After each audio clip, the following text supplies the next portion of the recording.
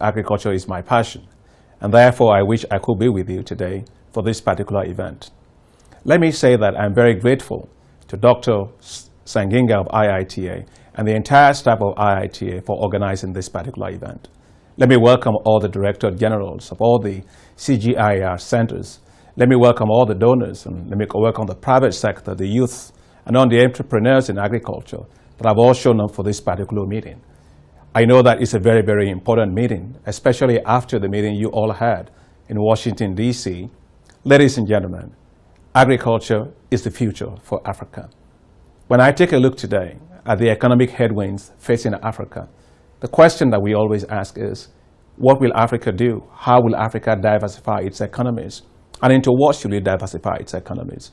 There is no doubt in my mind that agriculture is where Africa should diversify into, for very good reason.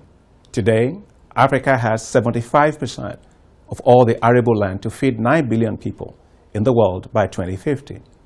Today, Africa has massive amount of water, great sunshine, a lot of cheap labor. Literally almost anything you throw into the air, before it hits the ground, it can grow in Africa. Therefore, Africa must become a global powerhouse in food and agriculture. For way too long, we have looked at agriculture as a way of life. We've looked at it as something that we use as a sector to manage poverty, or should I say, just simply maintain the status quo in which the lives of people do not change in rural areas. No, we have to change our perspective completely. Agriculture is a business. Agriculture is, in fact, the biggest business in the world. Today, Africa spends $35 billion a year importing food. If we do nothing between now and 2030, Africa will spend, by 2030, $110 billion a year importing food. That is food that Africa should be producing. That is food Africa should be processing. That is hard-earned foreign exchange that Africa should actually be keeping here to stabilize its economy. Therefore, we must begin to take agriculture as central to how African economies will have strong macroeconomic and fiscal stabilization. That is why, when I became president of the African Development Bank, I convened within 2 weeks of my starting as president a big meeting in Dakar called the High-Level Meeting on Agriculture for Africa. Many of you were there at that meeting. I was very pleased to see many of you there.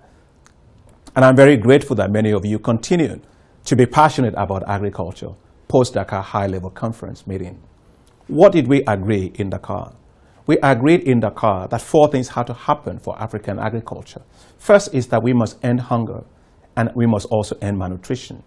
Second is that we must use agriculture to significantly reduce the level of food imports that Africa has today.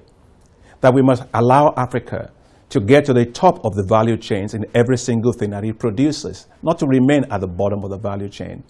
And finally, that Africa must become a big net exporter of food, and therefore must build on its comparative advantage. It is about time for Africa to achieve its own total transformation. This time, that transformation will not just be about just technology for food production. That technology is important, but that transformation this time must be about the value chains. We must include the private sector. We must make sure that there's processing and adding value to every single thing that we produce. And we must ensure that we make the right investments in infrastructure, in market development, in finance and mechanization to make agriculture quite exciting for our young people. And why do I say for young people? If you take a look at it today, the population of young people that are in agriculture is actually pretty dismal. The population of those that are producing for us today are old farmers. I went to a village school. I recall at that time that they were old. Today, they are still very old people trying to feed us. Isn't it surprising that farmers that are supposed to feed us in many countries today in Africa are lining up asking for food aid? That has to change. That means we must change the labor composition of the agricultural sector in Africa. We must get younger people into the agricultural sector. I am delighted that with you many that there today are many of the IITA agripreneurs, they call them. I love them. They are very passionate. They are very dynamic. They make things happen. I've seen what they're doing there, and I want to make sure that we support them to be able to become the new generation of young commercial farmers for Africa. It is my great pleasure to let you know the bank strongly supports this because we know that we face a job crisis in Africa today. We have entering the labor market 100 million young people by 2030. We have to create jobs for them. I submit to you that agriculture is a fantastic sector to create those jobs for them. We must get them to see agriculture in a different way. Agriculture as a business, not agriculture as a way of life. The success stories are all over there in Nigeria. Young people that are all getting into fish, livestock production. They are all getting into production of fruits and processing and all of that. I'm excited about this. You are the future of Africa. I look at the Democratic Republic of Congo, where a lot of this is also going on. I am delighted that the African Development Bank will be able to support what we call the Enable Youth Initiative to help Africa's youth to become the future commercial farmers of Africa. Ladies and gentlemen, the importance of your meeting cannot be overemphasized.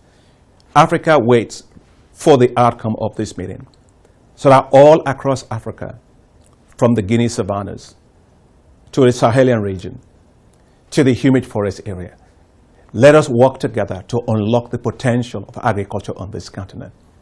Let us work together to make sure that Africa can feed itself.